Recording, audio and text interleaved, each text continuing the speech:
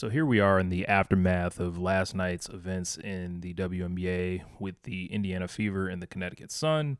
3 ejections, 6 technical fouls, and the WNBA is back with additional sanctions for a few of the players involved. As of this moment, Caitlin Clark's technical foul has not been rescinded, which I thought was an absolute joke that she got teched for essentially like clearing someone from her space after they poked her in the eye. You know, I didn't see much more than that. If you did, please let me know. But we got a report from Annie Constable, does a great job for Front Office Sports. She says the WNBA confirmed Marina Mabrey's technical has been upgraded to a flagrant 2, which comes with a fine. Sophie Cunningham, who was assessed a flagrant 2 last night, received an additional fine for her actions in last night's melee with 46 seconds to play. There were no suspensions, so that is good news. But as the first commenter points out, he says, so Marina should have been ejected last night, but instead got to play the rest of the game. That is very true. This doesn't help after the fact. It doesn't help that when you're looking at it in real time that Mabrey's tech was essentially the same as the Tina Charles and Caitlin Clark techs, which essentially came from nothing. Tina Charles kind of being in the wrong place at the wrong time, and then Caitlin clearing out JC Sheldon, then getting knocked over by Marina Mabrey. Now, as far as the Sophie Cunningham one, who did get that flagrant 2 and the ejection last night, she has to pay that additional fine, which I think is bogus. I think I would make the argument that Sophie Cunningham's foul was much more in the line of basketball than Marina Mabrey's was. Open court fouls in retaliation or tough fouls while making a play on the ball are fairly common. Even the dirty ones, like the Sophie Cunningham one was. And I see people saying JC Sheldon lowered her shoulder and went into Sophie Cunningham.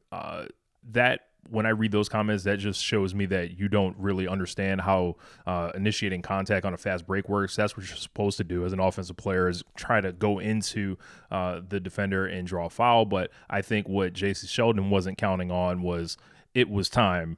The bill was due at that moment. So Sophie Cunningham knew she was going to basically body slam her from the second, she caught her vision in her eyesight, essentially. JC Sheldon was trying to make a basketball play, but walked into essentially a trap. And then, of course, they got up with the extracurricular and they were, going back and forth. Sophie Cunningham locks her in that Muay Thai style chokehold, which has been commented on by a lot of people here. One other interesting thing to note as we see here, the league has told Front Office Sports that at this point, neither coach has been fined for their post-game comments regarding officiating. And Stephanie White lit the refs on fire in a way slightly underneath the way Cheryl Reeve did during the WNBA Finals last year, with her big zinger being, everyone in the league is getting better, the coaches are getting better, the players are getting better. The only thing that is not getting better are the referees. So let's look at what happened in slow motion right here. So Caitlin had already got scrape across the face. She got the bump. Caitlin responds with the push. Well, Clark's saying, you already hit me in the eye. Can you give me a moment here of space? Hey, don't push her. Mabrey comes through on the other side. Across the. I'm going to cut the volume there. Mabrey comes through on the other side. Mabrey actually does the push, but it looks like Tina Charles does not push her. Caitlin goes flying from there. And, this is what we're dealing with here. And then, of course, after the hard foul, we got the extracurricular here with Sophie Cunningham and Jason Sheldon. Got her pretty much hemmed up. Can't really do anything there. This has been a very contentious 12 hours since the game.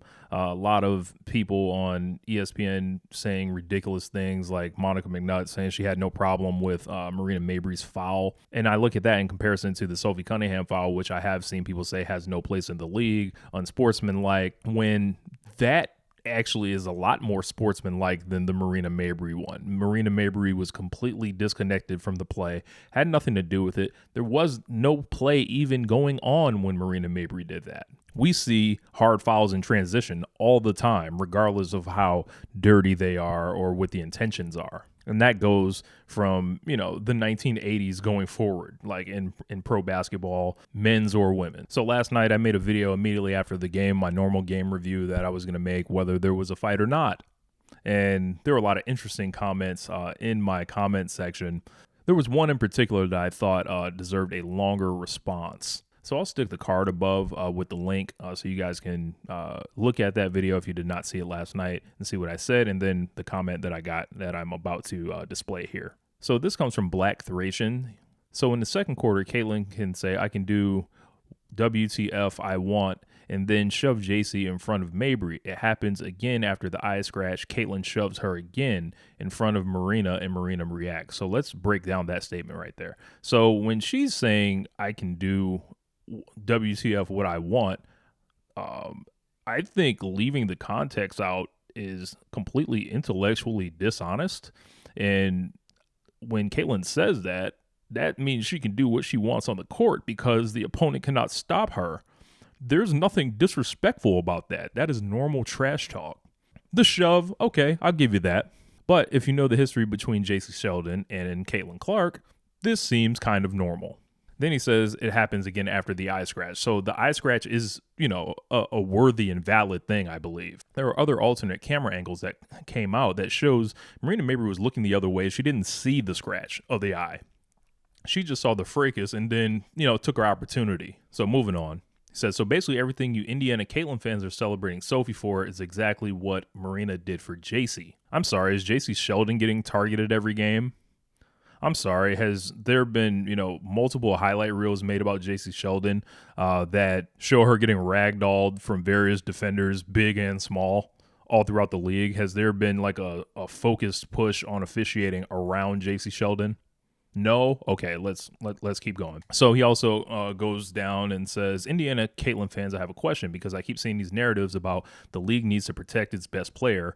In parentheses, he says, she's not the best player, but I understand who you're talking about. Yes or no? Should Caitlin Clark be ref differently than all other players? Should she be allowed to get away with things other players can't? It is a yes or no question. I really don't need any more input on this question other than that, because chances are I know what you're going to say. The answer is yes.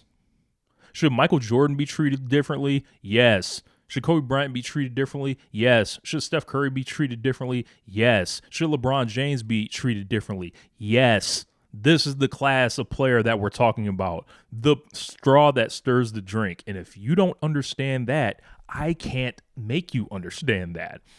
You are just going to be left with these questions that people are actually afraid to answer honestly, which is why I'm, giving you the honest answer. Yes, she should be treated differently. And I know you don't like it because you wouldn't ask that question if, whatever. But for sure, nobody's rolling up on Breanna Stewart like this. This is about protecting the players from the top down. Life isn't fair. The more kind of controversies and, potential injury fallout from these kind of things, they're going to be negotiating a CBA based on numbers that Caitlin Clark is largely responsible for. She should absolutely be reffed differently than all other players. Do you ever hear how Shaquille O'Neal was reffed?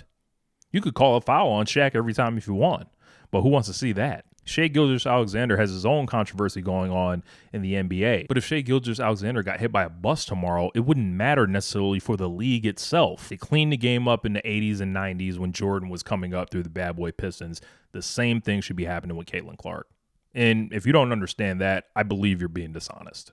Anyway, that's going to wrap this video up. What do you guys think about these fines that were sanctioned, the comment that I read through, and everything else that, is in the fallout of this? There's a game Thursday, which we'll be back on the channel reviewing with the Golden State Valkyrie in the Indiana Fever, and I'm looking forward to that one. And then the Aces are on Sunday. So let me know what you guys thought, and I'm up out of here. Peace. One lifetime.